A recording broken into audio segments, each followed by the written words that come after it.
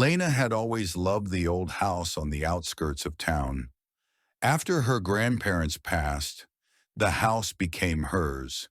She remembered summers spent there as a child, chasing fireflies, listening to her grandmother's stories.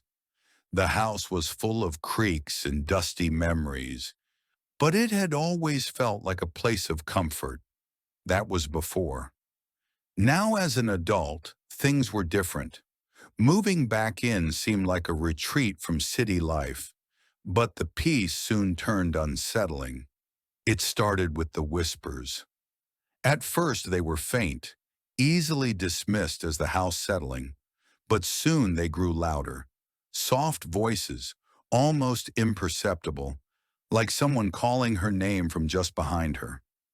Lena tried to ignore it, thinking it was her imagination, but the whispers continued every night.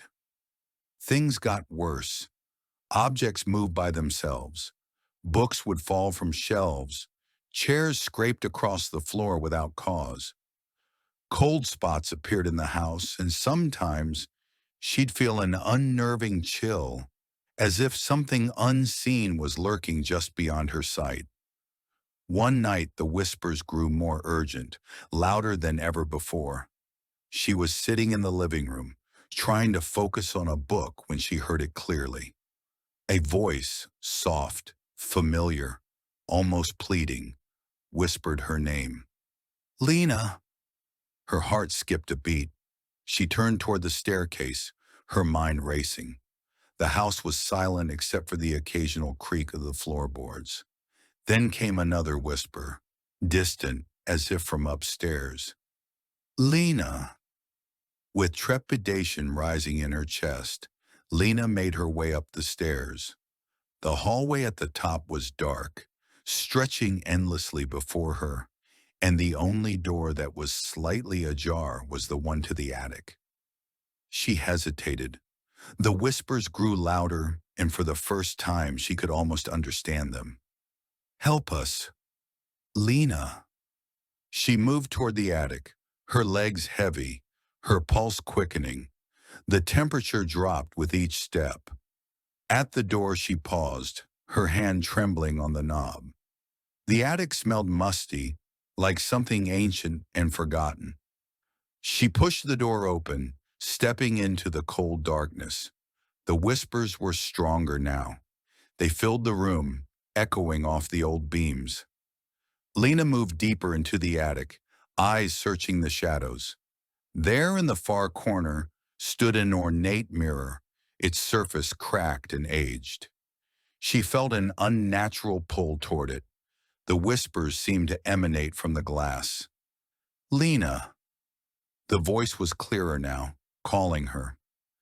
Lena reached out a hand and touched the mirror. The instant her fingers made contact, the air around her turned frigid. A sharp pressure built in her chest as darkness swallowed the room. The whispers turned into guttural voices. Don't look, one voice hissed, but it was too late. The surface of the mirror rippled, and then something appeared, a face, twisted hollow eyes staring into hers.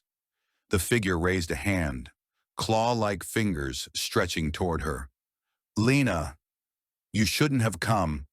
A jolt of cold fear shot through her. She tried to pull away, but the mirror held her. The creature's fingers were inches from her skin, the pressure tightening around her chest. Her mind screamed, but no sound escaped. She could feel the life draining from her, the mirror pulling her in. And then, nothing. The pressure vanished, and the attic was silent. Lena collapsed to the floor, gasping for air. The house still and quiet. The mirror was empty now, but the presence in the room lingered. She stood shakily, heart pounding, not daring to look back at the glass. But as she moved to leave, something was wrong. The air was thick, heavy. The whispers returned, louder, frantic, coming from all around her. The walls seemed to pulse with them, as though the house itself was alive. breathing, waiting. She reached the door, but the whispers followed her. Lena, help us. Lena's breath caught in her throat. She was no longer alone in the house. Whatever had been trapped in the mirror had found its way out, and now it was everywhere. The shadows in the corners of the room seemed to move, as if they were alive, stretching toward her.